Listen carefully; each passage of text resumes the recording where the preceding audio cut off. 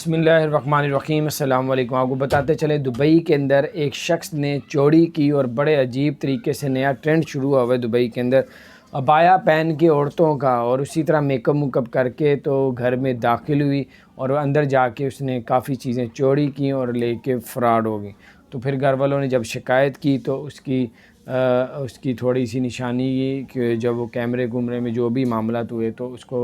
اس کے گھر میں جہاں پہ وہ رہتا تھا بیس بدل کے اس نے عورتوں والا بیس کیا ہوا تھا، تو اس کے گھر چھاپا مارا تو عبایا بھی نکل آیا، اور عبایا کے اوپر جو اس کی جو اس نے چیزیں چوری کے لیے استعمال کی تھی وہ ساری چیز اس کے سامنے لائی گئی۔ پہلے مان نہیں رہا تھا،